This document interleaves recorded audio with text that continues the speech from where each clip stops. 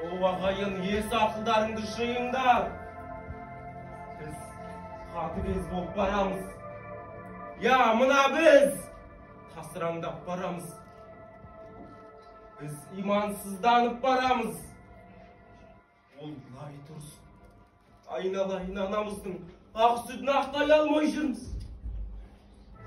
Бір күнгі қызықты масаттанып, мастанып, тасыраңдап кеттік. Көзімізді шел басты. Көңіліміз көр, жігеріміз құм болып, құрдым дүниенің әлеулайын шырқап жүрміз. Тамаша өмірдің тасқынымен ығысып ағамыз келіп, сондағы мақсатымыз не? Не ағысқа қарсы жүзу, не жағалауға қарай ұмтылу жоқ. Өмір сүрудің ең оңай тәсілін тауып алдық та, бұл өмірде өзімізден басқа артық адам жоқты. Жоқтан өзгеге күлеміз. Сілікпеміз шыққанша бір-бірімізбен үрсеміз. Сондағы мақсатымыз не? Тірі жүру ме? Әлде түйіс өмір сүру.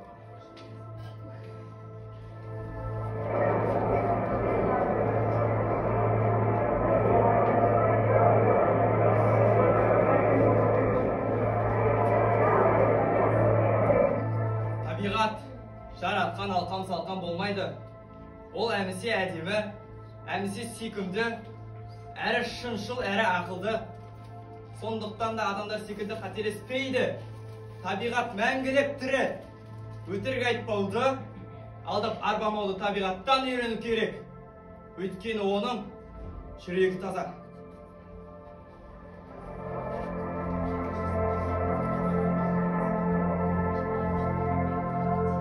Біздер тарихананы қатты ренжіттік. Өз ұлтымыздың тарихын кісенде ұстадық. Кесорат деп білмедік. Шалажансар оқулыққа, шала сауаттыларға сендік. Шабына от түсі де айтай. Өкімет басында отырғандардың барлығына да сендік. Олардың ақ дегені алғыс, қара дегені қарғыс болды. Міне, сондықтан да халық адасты. Адам жанынан, есінен айырылды.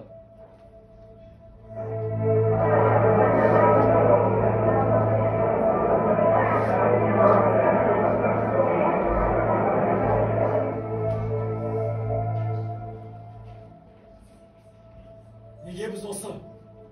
Ол дүниенің барлық мүлкін арғы дүниеге алып кетердей мұрнымыздан қанатқанша жиямыз, а? Айтыңдаршы ағайын, салт басым, сабау қамшымнан басқа түгім жоқ менің. Сендерден қай жерім кен? Кімнің тұнығын шайқаппын? Кімдердің ырысын ішіп тауысыппын? Неге мені сонша жек көресіңдер? Мен талантпын. Менің білетінімнің тәңірім-ау тым болмаса 5%-ін меңгерсеңдер, әлде қашан данышпан болып, әлем билігін қолдарына алмайсыңдар ма?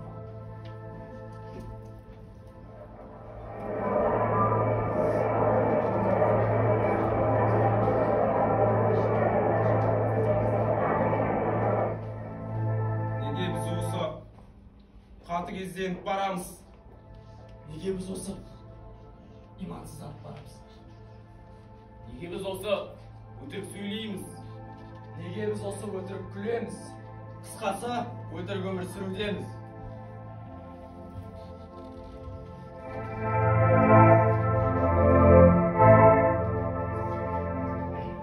Мен осы бір нәрсеге таңғаламын. Неге біз осы өтірік сөйлейміз, өтірік күлеміз? Қысқасы, өтірік өмір сүреміз, а?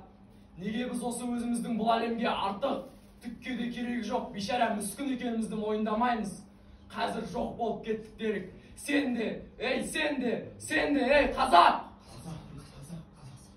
Жоқпыз. Дүниенің қылшығы қисая ма?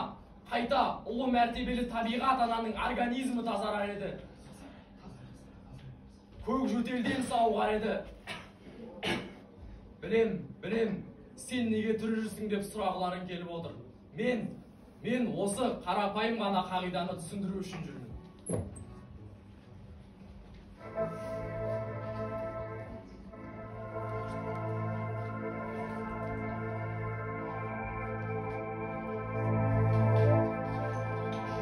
Неге біз осы өтірік сөйлейміз, өтірік күлеміз, қысқасы өтірік өмір сүреміз да.